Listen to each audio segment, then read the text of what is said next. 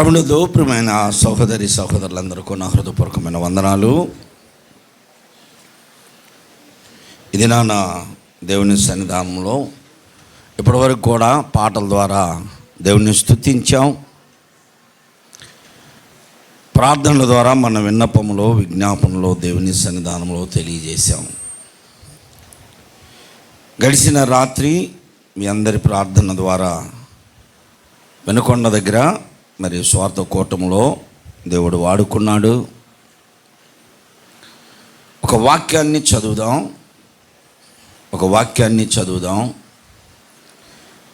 తదుపరి కొన్ని మాటలు దానియేలు గ్రంథము 6వ అధ్యాయము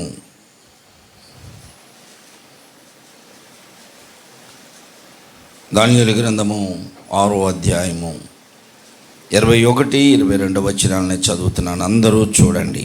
అందుకు దానియేలు, రాజు చిరకాలము జీవించునుగాక, నేను నా దేవుని దృష్టికి నిర్దోషినిగా కనపడితిని గనుక ఆయన తన దూతను పంపి సింహములు నాకు ఏ హానియూ చేయకుండా వాటి నోళ్ళు మూయించెను. రాజా, నీ దృష్టికి నేను నేరము చేసిన వాడను కాను గదా అనేను. ఇది నా వాక్య భాగము. నేను నా దేవుని దృష్టికి నిర్దోషినిగా కనపడి తిని. గుర్తుపాత్రం చెప్పండి. ఒక చిన్న ప్రార్థన ప్రేమ నమ్మకములు గల మా పరలోకపు తండ్రి, మీ ప్రియకుమారుడు మా రక్షకుడైన యేసుక్రీస్తు పరిశుద్ధ నామంలో ఈ మధ్యాహ్న కాల సమయంలో ప్రియసయ్య మీ పాద సన్నిధానంలో చేరామయ్యా. ఇప్పటి వరకు నా కుటుంబంలో మీరు చేసినటువంటి మేలులు, ఆశ్చర్యమైన కార్యాలు, ఆత్మీయ తండ్రిగా ఉండగా పిల్లలందరికీ తెలియవలసినటువంటి బాధ్యత నాయన. ఒక కుటుంబంలో తండ్రి అప్పులెంతో మిగుళ్ళెంతో సమస్తం తన పిల్లలుగా చెప్పుకుంటాడు. ఆ రీతిగా ఇది నాయన ఆత్మీయ పిల్లలుగా ఉన్నటువంటి వారందరికీ నా కుటుంబ విషయాలు ప్రతిదీ చెబుతూనే ఉన్నాను.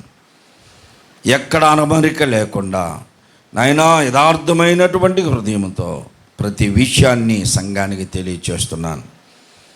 నేను బాధలో ఉంటే, శ్రమలో ఉంటే నా కొరకు వేదనతో ప్రార్థించేది సంఘమే. నేను సుఖంగా సంతోషంగా ఉంటే సంతోషపడేది వారే. కనుక వారి ఎదుట ప్రతి విషయాన్ని చెప్తూ ఉన్నాం. ఇది నేను చెప్పినటువంటి మాటలో ఒకవేళ సహోదరులకి సహోదరులకి బాధ కలిగిస్తే దేవునిలో వారిని పెంచాలనే ఆలోచనే తప్ప విరోధ భావం ఎవరి మీద లేదయ్యా. మీ కృపలో మమ్మల్ని అందరినీ ఇప్పటి వరకు క్షేమంగా ఉంచావు. మా జీవితాల్లో, మా కుటుంబాల్లో మీరు చేసిన మేలును బట్టి నాయన కృతజ్ఞత భావముతో హృదయపూర్వకంగా నిన్ను స్తుతిస్తూ నీకు కృతజ్ఞతలు చెబుతూ మీ సన్నిధానంలో ఇంకా ఆశ్చర్యమైన కార్యములు మీరు చేయగలరని ఆశిస్తూ ఎదురు చూస్తూ యేసు నామములో ప్రార్థిస్తున్నాము తండ్రి, ఆమేన్. ప్రభునందు ప్రియ సహోదరి సహోదరులారా, దానియేలు గ్రంథము 6వ అధ్యాయము 22వ వచనములో దానియేలు రాజైనటువంటి దర్యావేషుతో చెబుతున్నటువంటి మాట.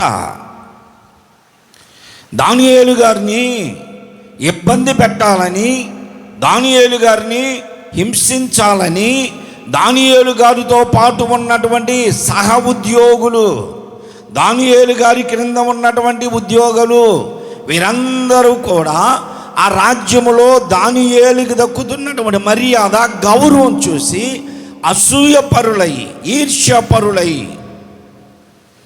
దానియేలు మీద పగబట్టారు.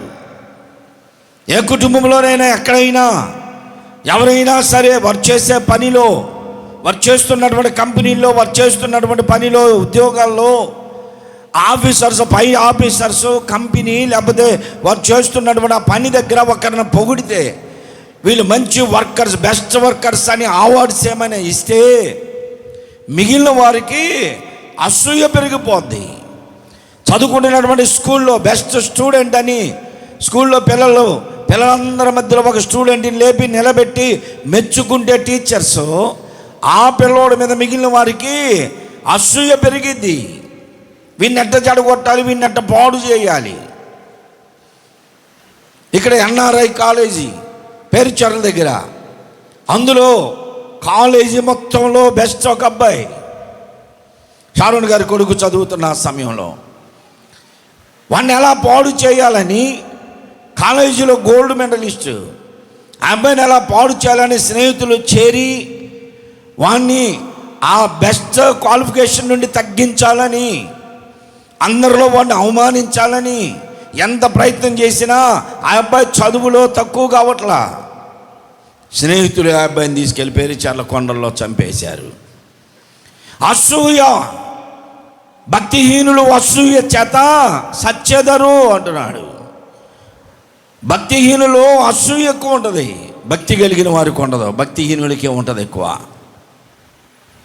ఇప్పుడు దానియేలు దర్యావేషు రాజు చేత హెచ్చించబడుతున్నాడు, గౌరవించబడుతున్నాడు. దానియేలు కంఠమునకు హారం లాంటిది పెట్టారు. రాజుకే ఉంటుంది అది. ఇప్పుడు రాజు తర్వాత దానియేలుకు ఉంది. రాజు మాత్రమే ఆ ఎత్తైనటువంటి సింహాసనం మీద కూర్చునేది. దాని ప్రక్కనే దానియేలుకి సింహాసనం వేశాడు. రాజు ఎంత ప్రేమించాడు దానియేలుని. దేవుడే శత్రువులకు ప్రేమను కలిగించి దానియేలును ఉన్నత స్థితిలోనికి తీసుకొని వచ్చాడు. అందువలన రాజుల సైతము బానిసలైనటువంటి వారిలో యూదుల్లో నుండి వచ్చినటువంటి దానియేలును ప్రేమించడం వారి సహ ఉద్యోగులకి నచ్చల. దానియేలు గారు ఎవరో బానిస, యూదులంతా బానిసలు అక్కడ బబులోను దేశంలో. ఒక బానిస పిల్లని ప్రేమించడం ఏంటి అంటారు. బానిసని నేను ఎరుకల కాలనీలో ఉన్నప్పుడు ఎరుకల పిల్లలంతా నా వయసు కలిగిన వారంతా వస్తే నాతో పాటు కూర్చోబెడతా. మా నాన్న అనేవాడు, అరే నువ్వు ఎరుకలోడు అయిపోయావరా, వాళ్ళందరూ నీతో సమానంగానే చేసుకుంటాం అనేవాడు. అయినా పర్వాలా, ఆ భాష మాట్లాడతా, వారితో కలిసి తింటా, వారితో కలిసి తిరుగుతా, పెట్లం కొట్టడానికి, పిల్లలు పడటానికి అన్నిటికీ వెళ్తా. వారితో ఉన్న నా జీవితం ఏమిటో నాకు తెలుసు. ఇప్పుడు ఆ యూదుల్లో నుండి బానిసల్లో నుండి వచ్చినటువంటి ఒక బానిస బ్రతుకుతున్నటువంటి వాడిని రాజు ప్రేమించడం, తనతో పాటు సింహాసనం మీద కూర్చోబెట్టడం వారికి నచ్చక దానియేలుని రాజుకు దూరం చేద్దాం, రాజు ద్వేషమును దానియేలు మీద ఉండేటట్లు చేద్దాం అని ఎలా చేస్తే బాగుంటుందని ఆలోచన చేసి ప్లాన్ వేశారు. దానియేలులో ఏ లోపమును వారు కనుగొనలేకపోయారు. ఎందులో పట్టిద్దాం వీళ్ళని, ఏ విధంగా చేద్దాం, ఎలా పట్టిద్దాం అని ఎదురు చూస్తూ ఉన్నారు. శారదా కాలనీలో ఏసన్న గారు చర్చి ఉన్నప్పుడు ఏసన్న గారు ఒక మాట చెప్పాడు. శారదా కాలనీలో చర్చి ఉంది. రోజు ఆ ఎదిరిళ్ళలో వాళ్ళంట ఈయన కనిపెడతా ఉంటారంట. ఇళ్ళ మధ్యలో ఉంటుంది చర్చి. ఈయన కనిపెడతా ఉంటారంట. పైనలో ఉంటాడు ఆయన. ఆ బయటకు వచ్చి ఆ నిలబడ్డప్పుడల్లా వాళ్ళు అక్కడి నుంచి వస్తూ ఉంటారంట. చర్చి బిల్డింగు ప్రక్కన ఇంకొక ఇల్లు, రెండు ఖర్చుకొని ఉంటాయి, ఒకే గోడలాగా ఉంటాయి. శారదా కాలనీలో చర్చి చూసిన వాళ్ళకి తెలుస్తుంది. ఈ గోడ యువతల, అంటే ఒకే గోడ, ఇది యువతల ఏజన్ గారు నిలబడితే ఆ గోడమ్మిటే ఆ ఇంటి ఆయన నిలబడి బాల్కనీలోకి వచ్చి, ఏజన్ గారు బాల్కనీలో నిలబడితే ఆయన బాల్కనీలోకి వచ్చి సిగరెట్ తాగుతూ పొగ వదులుతూ ఉంటాడంట. ఆ గాలికి పొగ అంతా ఇటు వచ్చి ఇటు నుంచి వెళ్తుంటుందంట. ఆ ఎదిరిళ్ళల్లో వాళ్ళంతా ఏజన్ గారిని చూసి, ఈయన పగలంతేమో వాక్యాలు చెబుతాడు, సాయంత్రం అయ్యేసరికి సిగరెట్ తాగుతున్నాడు, పొగ చూడు ఎట్ట వదులుతున్నారు అనుకొని చూస్తూ ఉంటారంట. డైరెక్ట్గా వాక్యంలో చెప్పాడు. అలా కనిపెట్టేవారు. చివరికి ఆయన పట్టపగలు ఒక రోజు అలాగనే నిలబడితే ఆ పక్కన తాగుతుంటే అప్పుడు చెప్పాడంట, రే మాయ్ చూడండి అది అటు నుంచి వస్తుంది పొగ అన్నాడంట. మేము మాకెందుకండి, మేమేంది దైవసేవకుడికి తెలిసే చెప్పాడంట ఎలా నిందించాలి, ఏ విషయంలో పట్టుకోవాలి. ఎన్ని విధాలుగా పన్నాగాలు చేసినా దొరకట్లా. ఇతను ఏం చేద్దాం దానియేలునని ఏ లోపములో ఆయన పట్టుకుందామని కనిపెట్టిన దానియేలు గారిలో లోపం దొరకలేదు. ఏ నేరము అతని మీద మోపుదామన్న చిన్న లోపం దొరకలా కనిపెట్టిన వాళ్ళకి. చివరిలో వారు అనుకుంటున్నారు తమ దేవుని విషయములో తప్ప దానియేలులో ఏ లోపమును మనము కనిపెట్టలేము. కారణం ఏమిటి అంటే బబులోను దేశములో రాజుని పూజించాలి, రాజ విగ్రహమును పూజించాలి, రాజే వారికి దేవుడు. కానీ దానియేలు మాత్రం రాజుని పూజించాడు, విగ్రహములను పూజించాడు. ఆయన తన పై గదిలోనికి వెళ్ళి దేవుని ఆరాధించడం, ప్రార్థన చేయడం క్రింద మనుషులు కూడా చూస్తూ ఉంటారంట. అందువలన ఈ విషయంలో తప్ప దానియేలులో మనం ఏ లోపమును కనిపెట్టలేము. ఇప్పుడు ఆ విషయంలో మనము ఆయన్ని విరికించాలి అంటే ఏం చేయాలా అని ఒక శాస్త్రాన్ని తయారు చేశారు. వీరే సొంతంగా సృష్టించేశారు. రాజుగారి విగ్రహమును పెడదాం, రాజుగారిని పూజించేటట్టు చేద్దాం. ఎవరైనా దేశంలో రాజు ఎదుట సాష్టాంగ పడకపోతే వాడిని సింహాల భూమిలో వేసేద్దామనే శాసనం చేసి రాజు దగ్గరికి వెళ్ళి, రాజా నీ దేశమంతటిలో పొగుడుతారు. మనిషిని పడేయాలంటే ఏం చేస్తారు చెప్పండి? ఫస్ట్ ఏం చేస్తారు? నీ దగ్గర ఏదో ఆశపడి వచ్చారు, నువ్వు 10,000 20,000 నిన్ను అప్పడగడానికి వచ్చారనుకో, ఏం చేస్తారు? అన్నా నువ్వు లేకపోతే ఆ రోజు నిజం బ్రదర్, అసలు నువ్వు లేకపోతే ఆ పని అయ్యేదా? లేదు వదినా, ఆ రోజు నువ్వు సహాయం చేయబట్టే కావద్దునా, లేకపోతే ఎట్టుండేదో నాకు అంటే. ఇప్పుడు ఏంటి అసలు సంగతి చెప్పండి. ఇప్పుడు కూడా 10,000 కావాలి వదినా. నిన్ను పొగిడి నువ్వు ధర్మదేవతవే, లేకపోతే ధర్మదేవుడివి, నీవు అది ఇది అని చెప్పి చేస్తారు.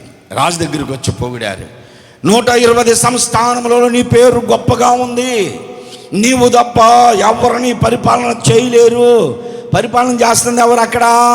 దానియేలు, జీవము కలిగిన దేవుని సేవకుడైన దానియేలు పరిపాలిస్తూ ఉంటే 120 సంస్థానములలో దేవునికి పేరు వచ్చేటట్లుగా రాజ్యము సుఖ సంతోషములతో వెరచిల్లుతూ ఉన్నది. దేవుని స్తోత్రం. జీవము కలిగిన దేవుని సేవకుడు అక్కడ పరిపాలిస్తున్నాడు. వీళ్ళేమంటున్నారు? నీ దైవమయ్యా, నువ్వు ఉండబట్టే. అయితే ఇప్పుడు ఏంటి చెప్పండి అంటే, అసలు ఎవరైనా సరే ఎన్ని దినాలు, 1 నెల రోజులు నిన్ను తప్ప ఇంకెవ్వరిని వాళ్ళు పూజించకూడదు. ఏ మానవుని యొద్దని దేవుని యొద్ద అయినా వాళ్ళు ఎలాంటి పూజలు చేయకూడదు, వాళ్ళు నమస్కారం చేయకూడదు. ఒకవేళ ఎవరైనా అలా చేస్తే వారిని సింహాల గుహలో వేసేద్దామంటే, నిన్ను దేవుణ్ణో దేవతనో చేస్తామంటే ఎవరికి ఇష్టం ఉండదు చెప్పండి? ఎవరికి ఇష్టం ఉండదు? అబ్బే నాకు పొగడతానంటే ఇష్టం ఉండవండి అంటారే తప్ప, పొగుడుతుంటే అబ్బా ఎంత హాయిగా ఉంటుందో కదా. పొగుడుతుంటే మిమ్మల్ని పొగుడుతున్నారు అనుకో, ఎవరన్నా వచ్చి బా ఈ వయసులో కూడా అసలు యవనస్తురాళ్ళకి కనపడుతున్నావు, నువ్వు యవనస్తుడుగా ఉన్నావంటే ఏమంటారు చెప్పండి? నా చిన్న వయసులో పెళ్ళి ఇట్లా అయ్యాను కానీ లేకపోతే నా వయసు ఎంత అంటారు. నాకు కొంచెం అనారోగ్యం వచ్చేలాగా అయ్యాను కానీ లేకపోతే నేను సూపర్ స్టార్ని అయితే అని మీకు మీరే అలా నిన్ను పొగుడుతున్నప్పుడు ఏం చేస్తా? అనుకోని నేను అలా ఉన్నాను కానీ అనుకుంటా. పొగడతలు ఎవరికి ఇష్టం ఉండవండి, ఎవరికైనా. పొగడతలు అనేవి సెంటుతో సమానం. పొగడతలో సెంటుతో సమానం. సెంటు తాగుతారా? ఏం చేస్తారు? కొంచెం వరకు రాసుకోవాలంతే. పొగడతలో సెంటు లాంటివి. కొంతమంది గ్లాసులో కలుపుకొని తాగేసేటట్టు చేస్తారు. అబ్బా వారు పొంగిపోతారు అని. రాజుని పొగిడేసరికి రాజు అన్నాడు, ఇంకెంతకంటే కావాల్సింది ఏంటి? ఏ దేవుణ్ణి పూజించకుండా, ఏ మనుషులకి నమస్కారం చేయకుండా 1 నెల రోజులు ఇక నేనే దేవుణ్ణి, నన్నే పూజిస్తారంటే ఇంతకంటే కావాల్సిందే చేయండి చట్టం అన్నాడు. అప్పుడు వాళ్ళు రాసి నీ ఏలు ముద్రై అని ముద్ర వేయించేశారు. ముద్ర వేసి తీసుకెళ్ళి పెట్టేశారు. ఎవరి కోసం ఇదంతా? ఒక్క మనిషి మీద పగ సాధించడానికి ఒక చట్టాన్నే చేసేసారు. ఒక చట్టమును రూపొందించి దానిని బయట పెట్టేశారు. ఇప్పుడు సాటింపు వేసేశారు 120 స్థానాలలో. రాజును తప్ప ఎవడైనా, ఏ మనుషునికైనా, ఏ దేవునికైనా కొలిసినట్టు, నమస్కారం చేసినట్టు, ప్రార్థన చేసినట్టు ఉంటే వాడిని సింహాల బోన్లో వేస్తాము అన్నారు. ఇట్టి శాసనము బయలుదేరిందని తెలుసుకొనినటువంటి దానియేలు అతని ఇంటికి వెళ్ళి యథాప్రకారము అనుదినము 3 మోకాళ్ళుని తన ఇంటి పైగదిని కిటికీ తెరిచి యెరూషలేము తట్టు తెరిచి ప్రార్థన చేస్తున్నాడు. ప్రభువా, మనుషులు రూపించినటువంటి ఈ చట్టము ఇది. అన్ని నామముల కంటే పై నామము నీ నామము, హెచ్చింపబడిన నామం, పూజింపదగిన నామము, ఆరాధనకు యోగ్యుడివి, స్తుతులపై ఆసీనుడివి. నిన్ను తప్ప నా ప్రాణం పోయినా నేను ఎవరిని పూజించను, నమస్కరించనని ఈయన పట్టుబట్టాడు. కిటికీలో నుంచి కనపడుతుందంట.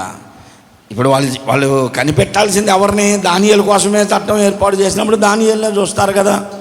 ఆ ఇంటి ముందు తిరుగుతా చూస్తున్నారు. ఆయన మాట్లాడబడుతుంది, ప్రభువా అని ప్రార్థన చేస్తుంటే, పట్టుకరండి గుంపు కూడి వచ్చి దానియేలు తమ దేవునికి ప్రార్థన చేయడం చూసి బ్రతిమిలాడుకుంటున్నాడంట. ప్రభువా, ఏంటయ్యా ఈ మనుషులు నిన్ను ఆరాధించకుండా చేయగలరా? నిన్ను స్తుతించకుండా చేయగలరా వీళ్ళు అని అయితే దొమ్మిగా వచ్చాయని కిందకి లాక్కొచ్చి రాజు దగ్గర నిలబెట్టారు.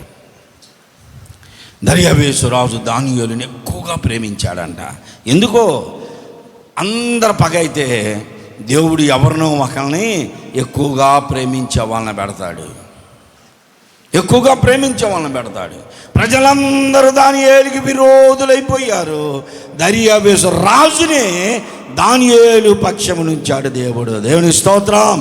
నువ్వు భయపడవద్దు. నీ జీవితంలో నీకందరూ శత్రువులు అయ్యారనుకొని నువ్వు దిగులు పడతావు, భయపడతావు. ఎవరు నాతో మంచిగా ఉండలేదండి, ఎవరు నాతో పలకట్లేదండి, ఎవరు నాకు విరోధులైపోయారు అందరూ అనుకుంటావేమో. కానీ దేవుడు నీ పక్షాన క్షేమమును కోరే వాళ్ళని వెనకే నీతోనే ఉంచుతాడు. దేవుని స్తోత్రం చెప్పు. చాలామంది అలాంటి జీవితాలు నేను చూశాను. 10 మందిని ద్వేషించవచ్చేమో, కానీ 10 మంది కంటే ఇంకా అధికమైన ప్రేమతో నిన్ను ప్రేమించి సహకరించే వారిని దేవుడు ఏర్పాటు చేస్తాడు. నా జీవితంలో నేను ఎంతోమందిని చూసా.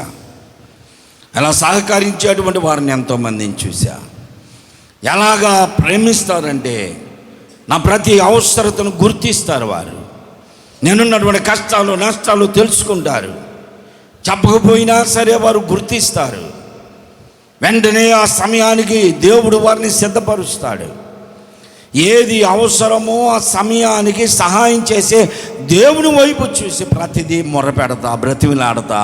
కనుక దేవుడు ఏ విషయంలో కూడా నన్ను సిగ్గుపరచలేదు. దేవుని స్తోత్రం. తన బిడ్డల్ని అన్నాడు సిగ్గుపరచనీయుడు. 10 మంది నీకు వ్యతిరేకులు అవ్వచ్చు. ఈ 10 మంది కంటే ఎక్కువగా ప్రేమించే వారిని దేవుడు నీ కొరకు ఏర్పాటు చేశాడని నీవు ఆలోచన చేయంతే. దేవుని స్తుతించు. ఎప్పుడు నిన్ను పొగిడేవాళ్ళు, నీ వెంట తిరిగేవారు, నీతో స్నేహంగా ఉండేవారు, నీ ఇంట్లో వాళ్ళు, వీధిలో వాళ్ళు, లేకపోతే ఎవరో నీ బంధువులు ఎవరో ఒకరు నీకు వారందరూ పగయ్యారని బాధపడకో. అంతకంటే ఎక్కువగా నిన్ను ప్రేమించేవారు దేవుడు ఏర్పాటు చేస్తాడు. ఆత్మీయ జీవితంలో దేవునికి మనం అనుకూలముగా ఉంటే, మనం కూడా లోక సంబంధంగా లోకంలో ఉంటే అందరూ పగవుతారు, అందరూ అలాగనే ఉంటారు. కానీ దేవునిలో ఉండాలి, దేవునికి ఇష్టముగా బ్రతకాలి. ప్రతి ఆపద నుండి దేవుడు విడిపిస్తాడు.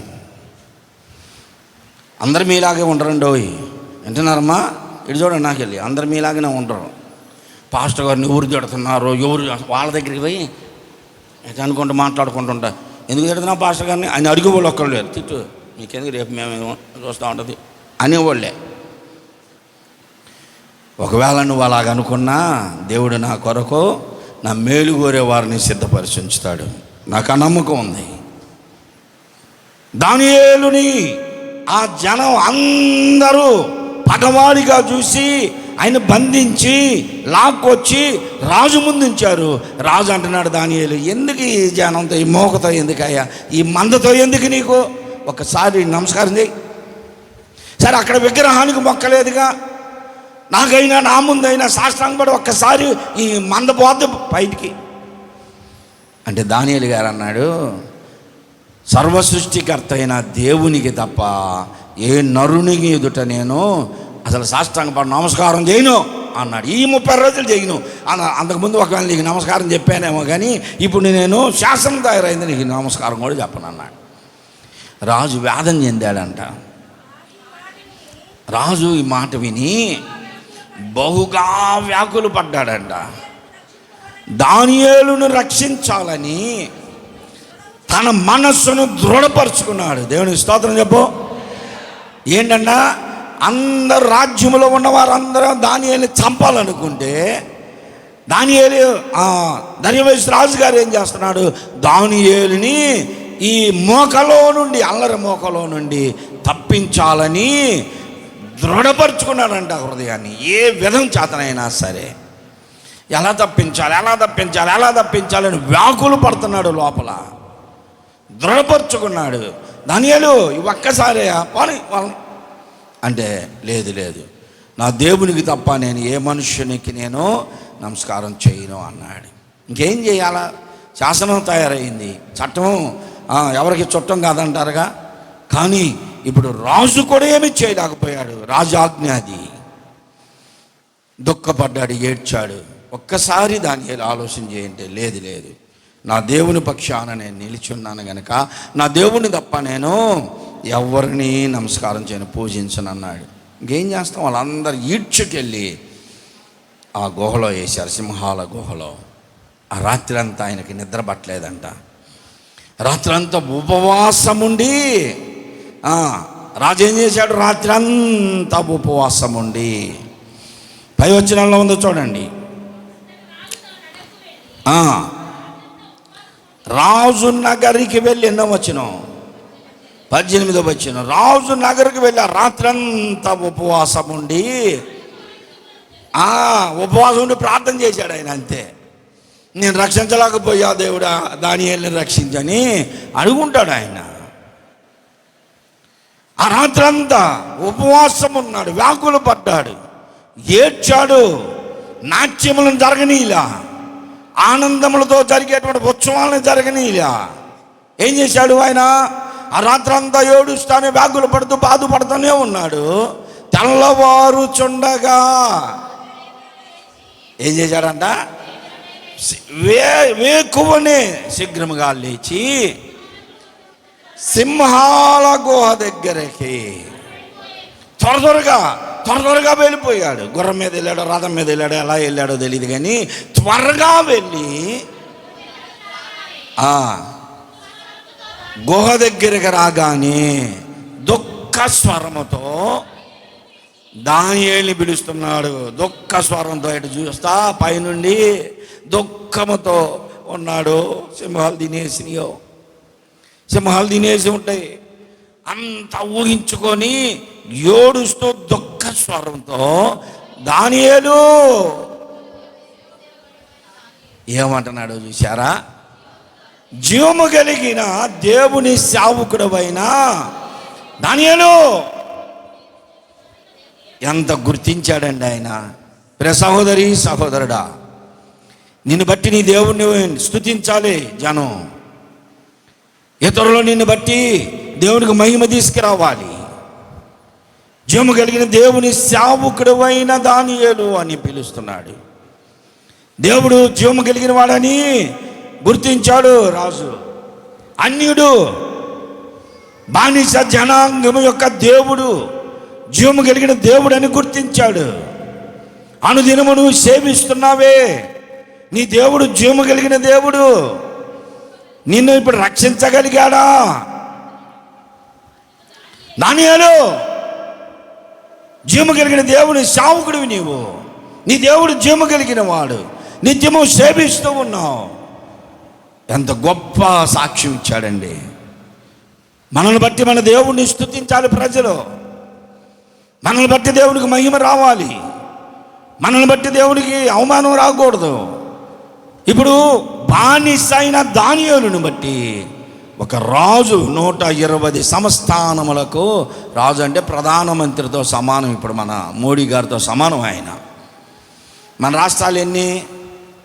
ఇండియాలో 28, 29 ఉన్నాయి.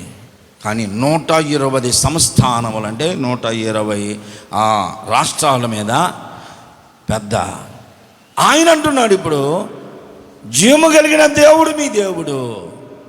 మా దేశంలో ఎంతమంది దేవుళ్ళు ఉన్న దేవతలున్నా జీవము లేనివి, జీవము కలిగిన నీ దేవుడు. ఆ దేవుని నువ్వు అనుదినము సేవిస్తూ ఉన్నావు.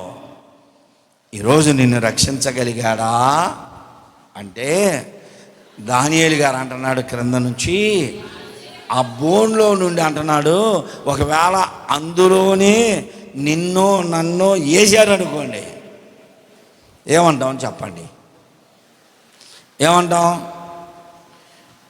ఇప్పుడు ఆ రాజుగారు వచ్చాడు అనుకో, నేనే దానియేలుని అనుకో, నేనేమంటాను తెలుసు? కాపాట నాటక సూత్రధారి, ఏం నటన అయ్యా, ఏం ప్రేమ చూపిస్తున్నావు అయ్యా. రాత్రి ఏమో సింహాల మధ్యలో వేసేటప్పుడు మెదలకొండుండి క్రూరుడును దుర్మార్గుడివి ఎన్ని అనేవాళ్ళమో మనం అయితే అనవా? దానియేలు అంటున్నాడు, రాజు చిరకాలము జీవించునుగాక. ఎంత ప్రేమ అండి! బానిస అయితే ఏమైంది? బానిస జనాంగంలో నుండి వస్తే ఏమైంది? దేవునికి మహిమకరంగా బ్రతికాడు. సింహాల మధ్యలో వేయబడిన క్షేమంగా ఉన్నాడు. తన దేవుడు సేవిస్తున్న దేవుడు తనకు తోడుగా ఉన్నాడు. ఇప్పుడు ఎవరిని నిందించట్లా ఆయన, ఎవరిని నిందించట్లా. ఎంతోమంది నేను నేర్చుకునేది అదే, నా ముందే తిడతారు, నన్నే తిడతారు, కావాలని తిడతారు, దైవభక్తి బోధిస్తాడో బో అనుకుంటా వెళ్తారు నా ముందే. అయినా నేను నిందించిన వాళ్ళని. సైతాను వాళ్ళలో ప్రేరేపించింది, రేగిపోతున్నారు. కొంతకాలమే అది. దేవుడు తలుచుకుంటే ఎలాంటి వాళ్ళైనా నలిపురుగులా నలిపేస్తాడు దేవుడు. ఓర్చుకుంటే కోడిగుడ్డు ఎంత అయిద్దండ? ఈ సావిత్రి మీకెందుకు వస్తే, మీకు అన్నీ జబర్దస్త్లో మాట్లాడక. ఓర్చుకుంటే కోడిగుడ్డు సట్టుడు అయిద్దంట. ఎలాగా? ఒక కోడిగుడ్డు తెస్తే టమాటాలు పచ్చిమిరకాయలు అన్నీ ఉల్లిపాయలు ఉడుకుతూ ఉంటాయి ఇంత పెద్ద డేసాకి. నాలంటే ఆత్రపొడి ఏం చేస్తాడు, నువ్వు ఆ కూరని నాకు ఎందుకు ఆమ్లెట్ అయ్యి అంటే ఒక్కడికే సరిపోద్ది. అది ఒకసారి దృష్టి అయితే అయిపోయింది.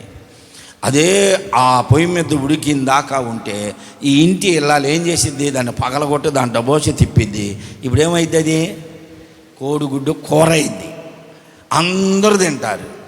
దానికి వచ్చిందనమాట ఆ సామెత, ఓర్చుకుంటే కోడిగుడ్డు సట్టెడయిద్దని. నేను నేర్చుకుంది అది. ఎంతమంది తిట్టని, ఎంతమంది నన్ను అవమానించిన, ఎంతమంది పగగా నన్ను త్వరగా చూసినా, పళ్ళు కొరికినా, ఏం చేసినా వాళ్ళందరూ నేను ప్రభు వాళ్ళని దీవించయ్యా, మార్పు కలిగించయ్యా అంట. ఓర్చుకోవడం నేర్చుకోవాలి. దానియేలు అంటున్నాడు, రాజు చిరంజీవి అగుగాక. అయ్యా అంటే సింహభూమిలో వేసిన చట్టాలు తయారు చేసిన నువ్వు మాత్రం నిండు నూరేళ్ళు బ్రతకాలి, చిరంజీవిగా ఉండాలి అన్నాడు. ఎంత దేనత్వం అండి, ఎంత ప్రేమ అండి అది. క్రైస్తవ ప్రేమ, దేవుని ప్రేమ. అది దేవుని ప్రేమ, దేవుని ప్రేమ అది. ఈ మధ్యకాలంలో ఇద్దరితో స్వతంత్రంగా మాట్లాడా నేను. ఇద్దరితో మన సంఘంలోనే స్వతంత్రంగా మాట్లాడితే ఆ మాటలు వారు వక్రీకరించి వేరే విధంగా దాన్ని చేశారు. అందుకని నేను అప్పటి నుంచి బుద్ధి తెచ్చుకొని చంపలేసుకొని ఎవరితో నేను స్వతంత్రంగా కూడా చేతులుగా కూడా మాట్లాడకూడదు అని బుద్ధి తెచ్చుకున్నా. ఈ మధ్యకాలంలోనే చేతులు అంటే మళ్ళీ వేరే చేతులు కాదులే, నాకు వెనక నుంచి వచ్చి పసుపు రాసిన చేతులు కాదు. అది కూడా మంచిది కాదు అనుకున్నా. ప్రతి ఒక్కరి క్షేమము కొరకు మనం ప్రార్థన చేయాలి. ఇప్పుడు అంటున్నాడు, రాజు చిరంజీవి అగుగాక. అయ్యా, నువ్వు క్షేమంగా ఉండాలి. నన్ను సింహాల మధ్యలో వేసావు, కానీ నా దేవుడు నన్ను క్షేమంగా ఉంచాడు, నువ్వు చిరంజీవిగా బ్రతుకు అని బిగ్గరగా ఏడిచాడు దర్యావేశరాజు. ఏడ్చారా, ఇటండి అద్దరు మార్గండి, అతని మీద మీరు నింద మోపారు, రాని ఏళ్ళు బ్రతికే ఉన్నారా, సంతోషంగా బయటికి తీసుకురండి అని తీసుకొచ్చిన తర్వాత దానియేలుకి కోపం వచ్చింది. ఎవరి మీద? ఈ నిందలు మోపారే, ఎవరైతే ఆయనకి పగస్తులు ఉన్నారే, ఎవరైతే అన్ని సింహాల మధ్యలో ఇవ్వాలని రాజ్యశాసనం చేశాడే, వాళ్ళని పట్టుకరండి అన్నాడు. ఆ మనుషులను తోడుకొని వచ్చి వాళ్ళని తెచ్చి ఏంట్రా వాళ్ళని అంటే వేస్తే, వారికి భార్యల్ని, కుమారుల్ని, వాళ్ళని మొత్తాన్ని తీసుకొచ్చి అందులో వేస్తే, వారు అడుగుకు రాకముందే ఆ సింహాలు వారిని మధ్యలో పట్టుకొని చీల్చి ఎముకలను కూడా కొరికేసినాయి అంటే అంత ఆకలితో ఉన్నాయి. ఇది మనం ప్రార్థన చేయాల్సింది. దేవుడే మన పక్షాన కార్యం చేస్తాడు. నీ పక్షాన దేవుడు కార్యం చేస్తాడు. దానికి తలొగ్గు. ప్రభు, ఇదిగో నా శత్రువులు నన్ను నిందిస్తున్నారు, నన్ను తోలనాడుతున్నారు, నా మీద పగ సాధిస్తున్నారు, కాబట్టి నా పక్షాన నువ్వు న్యాయం చేయి, నా పక్షాన న్యాయం చేయని ప్రార్థన చేయి. దేవుడు నీ పక్షాన న్యాయం చేస్తాడు. దేవునికి మహిమకరంగా నువ్వు బ్రతికినప్పుడు, నీ ఇష్టానుసారంగా నువ్వు బ్రతుకుతా, ప్రభు నాకు న్యాయం చేయండి చేయడు. దేవుని చిత్త ప్రకారము బ్రతుకుతూ దేవుని ఇష్టానికి నువ్వు తలబొగ్గితే ఆయన నీకు ఆయన న్యాయం చేస్తాడు. యోబు గ్రంథం 9వ అధ్యాయం 2వ వచనం చూడండి. యోబు గ్రంథం 9వ అధ్యాయం 2వ వచనం.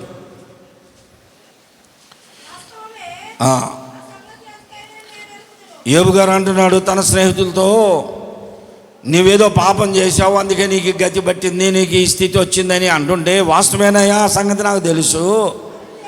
నరుడు దేవుని దృష్టికి ఎట్లు నిర్దోషి కాగలడు? నరుడు దేవుని దృష్టికి నిర్దోషి ఎలా కాగలడు? పూజలు, పునస్కారాలు, ధర్మకార్యాలు, దాన కార్యాలు ఎన్ని చేసినా, దాన ధర్మాలు, ధర్మకార్యాలు ఎన్ని చేసినా నువ్వు నీతిమంతులుగా కనపడతావు, కానీ నిర్దోషి కాలేవు. పాపం లేని వారుగా, పరిశుద్ధులుగా కాలేరు. యోబు గారు అంటున్నాడు, ఆ విషయం నాకు తెలుసు, నిజమే. నరుడు దేవుని దృష్టికి ఎట్లు నిర్దోషి కాగలడు? నిర్దోషి అవుతారు. ఎలాగా అంటే, అది క్రొత్త నిబంధనలో పాపిని పరిశుద్ధినిగా మార్చగలిగింది ఏమిటో తెలుసా? యేసు రక్తము ప్రతి పాపము నుండి మనలను పవిత్రులుగా చేయును. దేవునికి స్తోత్రం. నీవు నిర్దోషిగా కనపడతావు. దోషివా, పాపివా, పాపముల చేత పట్టబడ్డావా, అందరూ నిందిస్తున్నారా, నీవు నిర్దోషిగా కనపడాలి అంటే క్రీస్తు దగ్గరకు వచ్చి పాపినను ఒప్పుకొని విడిచిపెట్టి క్రీస్తు కొరకును బ్రతకడానికి నిశ్చయించుకొని క్రీస్తు రక్తం చేత కడగబడితే దేవుడు నిన్ను నిర్దోషినిగా చేస్తాడు. మనం మన క్రియల ద్వారా నీతిమంతులు కాలేము, కానీ దేవుని ఉచితమైన కృప చేత మనం నీతిమంతులుగా తీర్చాడు. దేవునికి స్తోత్రం. పౌలు భక్తుడు అంటున్నాడు, ఎజ్రా గ్రంథం 10వ అధ్యాయం 2వ వచనములో, వారందరూ దేవుని ఎదుటకు వచ్చి ఒప్పుకుంటున్నారు. వారు అంటున్నారు, చూడండి, మేము మా దేవుని దృష్టికి పాపము చేసితిమి. ఎజ్రా గ్రంథం 10వ అధ్యాయం 2వ వచనం. నేను ఒక్కడను ఎజ్రాతో ఇట్లాగా అంటున్నారు,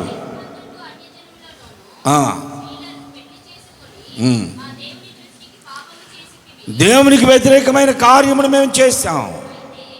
దేశంలో ఉన్న అన్యుల యొక్క ఆచారమును అనుసరించి అన్య స్త్రీలను వివాహము చేసుకొని మేము మా దేవుని దృష్టికి మేము పాపము చేశామని వీరందరూ శాస్త్రి అయినటువంటి ఎజ్రా గారి దగ్గరికి వచ్చి వారు ఒప్పుకుంటున్నారు. అయ్యా, మా పాపములను పరిహరించేటట్లు చేయి దేవుడు, దేవుని ఎదుట మా పక్షాన విజ్ఞాపన చేయ్యా అని వారందరూ ఎజ్రా దగ్గర మొరపెడుతున్నారు. మేము మా దేవుని దృష్టికి పాపం చేశాం. యేసు ప్రభు అంటున్నాడు లోకాసువార్త 16వ అధ్యాయం 15వ వచనంలో, లోకాసువార్త 16వ అధ్యాయం 15వ వచనంలో యేసు ప్రభు స్వయంగా ఒక మాట చెబుతున్నాడు. చూడండి, యేసుప్రభు అంటున్నాడు, మీరు మనుషుల ఎదుట నీతిమంతులు అని అనిపించుకొనగోరువారు. ఏంటంట? అందరి స్వభావం ఇదే. మనుషుల ఎదుట మనం ఎలా ఉండాలనుకుంటాం? నీతిమంతులుగా అగపడగోరుచున్నాం. నీతిమంతులుగా అగపడాలనుకుంటాం, కానీ నీతి లేదు. నీతిమంతులుగా బ్రతకలేము, నీతిని జరిగించలేవు. మీరు మనుషులు ఎదుట నీతిమంతులుగా అగపడగోరువారు, కానీ దేవుడు మీ హృదయములను ఎరుగును. దేవుడు మీ హృదయాలు ఎరుగు. ఇవాళ మనం ఏదో నిర్దోషులము, పాపం లేని వారం, బలహీనత లేని వారం, వాళ్ళలాగా మేము లేము, వీళ్ళలాగా మేము లేమని ఆ పరిచయుడు ప్రార్థించిన రీతిగా మనం అనుకుంటాం. కానీ యేసుప్రభు అన్నాడు, కానీ దేవుడు మీ హృదయములను ఎరుగును. మనందరి హృదయాలు, మనుషులందరి హృదయాలు ఎరిగినటువంటి దేవుని ఎదుట నిర్దోషముగా ఉండాలి. కొంతమంది అంటారు, మేము ఎలాంటి వాళ్ళమో దేవునికి తెలుసులే అంటారు. దేవునికి ఒక్కడికే తెలిస్తే కాదు, పరిశీలిస్తున్న ప్రజల ఎదుట కూడా మన నిర్దోషత్వము కనపడాలి. మనల్ని పరిశీలిస్తారు. మనం దేవుని పిల్లలం అయిన తర్వాత, దేవుని పిల్లలం కాకముందు మనకు ఎదురులేదు. దేవుని పిల్లలం కాకముందు మనకు ఎదురులేదు. ఎవరు మనతో సాటి కాదు, పోటీ కాదు. ఎవరు మన మాటకి నోటికి అడ్డురారు. కానీ దేవుని పిల్లలం అయిన తర్వాత అందరూ పరిశీలిస్తూ ఉంటారు. మనం తినే ఆహారాన్ని కూడా పరిశీలిస్తారు, తెలుసా? ఎక్కడికైనా వెళ్ళి లైన్లో కూర్చున్నాం అనుకో, పాస్టర్ గారా అని నాతో మాట్లాడినట్టే ఉంటారు, కానీ నా ప్లేట్కి వెళ్ళే చూస్తుంటారు. ఎందుకు? పాస్టర్లు అందరూ కూర్చుంటామా? కూర్చుంటే పాస్టర్లు నాతో మాట్లాడుతూనే ఉంటారు. అవునా బ్రదర్, అవునా పాస్టర్ గారు, అవునా అంటుంటారు. నా ప్లేట్కి ఏం తెప్పించుకున్నాడు, అంత తింటున్నాడు, ఎంత తిన్నాడు, తిండి తిప్పులే, తిండి మీదే ధ్యాస, వెనక చావ మీద లేదేమో అని పరిశీలిస్తారు. మనం తినే ప్రతి మెతుకుని లెక్క పెడతారు, మనం వేసే ప్రతి అడుగుని పరిశీలిస్తారు. కనుక ప్రజల ఎదుట కూడా మనము నిర్దోషులుగానే కనపడాలి. దేవునికి ఒక్కడికే మనము నీతిమంతులు నిర్దోషులుగా ఉండడం కాదు, ప్రజలు గమనిస్తారు, ప్రజలు పరిశీలిస్తారు. కనుక వారి ఎదుట కూడా మనము నీతిమంతులుగానే కనపడాలి, నీతిమంతులుగానే జీవించాలి. అందుకని యేసుప్రభు అంటున్నాడు, మీరు మనుషులు ఎదుట నీతిమంతులుగా అగపడగోరువారు, కానీ దేవుడు మీ హృదయములను పరిశీలిస్తాడు. పరిశీలించిన దేవుడు ఆదికాండం 7:1 నోవహుతో అంటున్నాడు, నోవహు, ఈ తరము వారిలో నీవే నా ఎదుట నీతిమంతుడివి. ఈ తరము వారందరిలో కూడా నీవేనయ్యా నీతిమంతుడివి, నిందారహితుడివి. ఒక మాట గుర్తు చేసి ముగిస్తాను. అబ్రహాం గారితో దేవుడు అన్నాడు, అబ్రహాం, నీవు నా ఎదుట నిందారహితుడిగా బ్రతుకు అన్నాడు. నిందారహితుడిగా బ్రతుకు అన్నాడు. నిందలు అంటే ఏంటి చెప్పండి? నిందలంటే నిజం అంటే చేసినవి, నిందలు అంటే చేయనివి. కొన్ని సందర్భాల్లో చేసినవి కూడా తప్పించుకోవడానికి అమ్మ తోడ, అయ్యో తోడ, 10 మంది కొట్టిన ఇంట్లో ఉన్న 50 చెట్టు కింద, పచ్చని చెట్టు కింద అని ఇన్ని అబద్ధాలు ఆడతారు కదా. 99 సంవత్సరాల వయసులో ఉన్న అబ్రహం గారిని దేవుడు అంటున్నాడు, అబ్రహం తెచ్చినాడా, ముసలి వయసులో కూడా ఏంది పని, నిందారహితుడిగా బ్రతుకు అన్నాడు. అబ్రహం గారికి అర్థమైపోయింది, ఏడ్చాడు, కన్నీరు గార్చాడు. ఇప్పుడు ఏం చేయమంటావయ్యా, తీసుకెళ్ళి వదిలిపెట్టాపో అన్నాడు. ఏ విషయంలో? హాగర్ విషయంలో ఎవరికి తెలియదులే అనుకున్నాడు.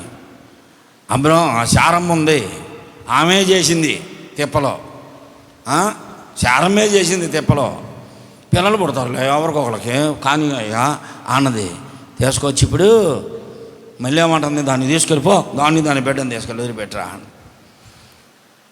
అందరూ ఇప్పుడు శారమ్మ డేరాలోకి కాకుండా హాగర్ డేరాలోకి దూరతంటే వాళ్ళ పని వారు అందరూ చూసి ఆయన్ని గుసగుసలు ఆడుకున్నారు. ఈ వయసులో అబ్రాంకి ఏం పని ఇదే, ఈ వయసులో ఏం పని వెనకే, అని అందరు నిందిస్తున్నారు. అప్పటి వరకు నీతిమంతుడిగా ఉన్న అబ్రహాం గారి మీద అన్ని నిందలే. ఆయన దగ్గర ఉన్న 318 మంది పనివారుడి దృష్టిలో ఆయన ఏమైపోయాడు? ఇప్పుడు చులకనైపోయాడు, నిందించబడుతున్నాడు. అందుకనే దేవుడు అన్నాడు, ఇక ముందు నీవు నిందారహితుడుగా బ్రతకాలి. ఏ వయసులో ఉంటేమండి? ఏ వయసులో ఉంటేమైంది? నీ చూపు మంచిదా? అంత అయిపోయినా మాకేముంది అంటారు, కానీ చూపు మాత్రం దేహం సహకరించకపోవచ్చు, కానీ చూపు ఎప్పుడు అటు నుంచి ఇటు పోయిందాక అబ్బో. చూపులో మార్పు ఉండదు, మాటల్లో మార్పు ఉండదు. వయసు పెరుగుతున్నా కొంతమంది మాటలు ఎలా ఉంటాయి? అందుకే నిందారహితుడిగా బ్రతకమంటున్నాడు దేవుడు. నీవు ఏ వయసులో ఉన్నా పర్వాలా. అబ్రహాం గారితో అంటున్నాడు, తీసుకెళ్ళు, వదిలిపెట్టినప్ప, ఈ వయసులో ఎందుకు నీకు కావాలంటే నేను ఇచ్చేవాడిగా అన్నాడు దావీదు గారిని. దావీదు, ఏంటి నువ్వు చేసిన పని? యుద్ధంలో ఉండవలసిన వాడివి నువ్వు, డాబా మీద అడ్డు ఇటు తిరుగుతూ ఎవరినో తెచ్చిపెట్టుకున్నాను, నీకు కావాలంటే నేను ఇవ్వనా? 100 మందిని ఇచ్చినో ఇంకొకరు కావాలి ప్రభు అంటే ఇవ్వనా? నీకు అవసరమైతే ఇచ్చేవాడిని కదా అని అడిగాడు దేవుడు. నువ్వు చేసిందే తప్పు, శిక్ష అనుభవించాల్సిందే అన్నాడు. కాబట్టి అబ్రహాం గారితో దేవుడు చెప్తున్న మాట, నిందారహితంగా బ్రతకాలి. నోవాహుతో అంటున్నాడు, ఈ తరము వారిలో నీవే నా ఎదుట నీతిమంతుడివి. భూమి మీద ఉన్న మనుషులందరిలో మోషే సాత్వికుడు అన్నాడు. నేను కోరుకున్నవాడు ఇతడే అన్నాడు దావీదు గారిని అభిషేకించే సమయంలో. ప్రవక్త వచ్చి అందరి మీద పోయాలనుకుంటుంటే, వద్దు ఆగు, నేను కోరుకున్నవాడు వస్తున్నాడు చూడు. ఆయన రూపసిగా లేడు, హైటు వెయిట్ లేడు, ఎంత చిన్నగా ఉన్నాడు, చిన్నపిల్లడు, కుర్రాడు అని రాజు ఏంటంటే, నేను కోరుకున్నవాడు ఇతడే. హృదయమును పరిశీలించే దేవుని ఎదుట నువ్వెవరైనా పర్వాలేదు, నేనైనా నీవైనా దేవునికి ఇష్టడుగా, దేవుడు కోరుకున్న వారిగా మనము ఉండాలి. దేవుని ఇష్ట ప్రకారం నడిచేవారంగా ఉండాలి. పిలుపు నతానీయులను తీసుకొని వస్తే యేసుప్రభు ఏమన్నాడు? నతానీయులను చూసి, ఇతని యందు ఏ కపటము లేదు, ఇతడు నిజముగా ఇశ్రాయేలీయుడే, ఇతని యందు కపటం లేదు అన్నాడు. యోహాను సువార్త 1:47 అదే జక్కీ గారి ఇంటికి వచ్చినప్పుడు అంటున్నాడు, ఇతడును అబ్రహాము కుమారుడే. ఎందుకు? కారణం ఏమిటంటే, అబ్రహాము మార్పు చెంది మారుమనసు పొంది విశ్వాసులకు తండ్రిగా పిలువబడ్డాడు. ఇదిగో అదే జాతికి ఇతను కూడా చేర్చబడ్డాడు. ఇతడును అబ్రహాము కుమారుడే అన్నాడు. కాబట్టి ప్రియ సహోదరి సహోదరులారా, మనం ఎలా ఉంటున్నాం? పరిచయని ప్రార్థన చేస్తున్నామా?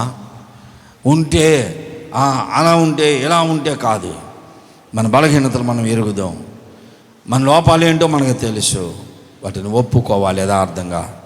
ప్రభువా, నా జీవితంలో ఇంకా నేను మర్చిపోని విడిచిపెట్టని చాలా ఉన్నాయి, వాటి కొరకు నేను ప్రార్థిస్తున్నానయ్యా. ఆ బలహీనత నుండి నన్ను విడిపించయ్యా. నేను నీ ఎదుట నిర్దోషిగా, నీతిమంతురాలుగా, నిర్దోషినిగా కనపడాలి అని మనల్ని మనమే ఒప్పుకొని ప్రార్థన చేద్దాం. పరిచయని వలె వద్దు. ఆ పాపి ఎలాగ సుంకరి ప్రార్థించాడో అలా మనల్ని మనమే దేవుని ఎదుట ఒప్పుకుందాం. కాబట్టి దేవుడు అంటున్నాడు, ఇదిగో అతని కంటే ఇతడు నీతిమంతుడుగా తీర్చబడ్డాడు అన్నాడు. రోమపత్రిక 3:24 చూడండి. రోమపత్రిక 3:24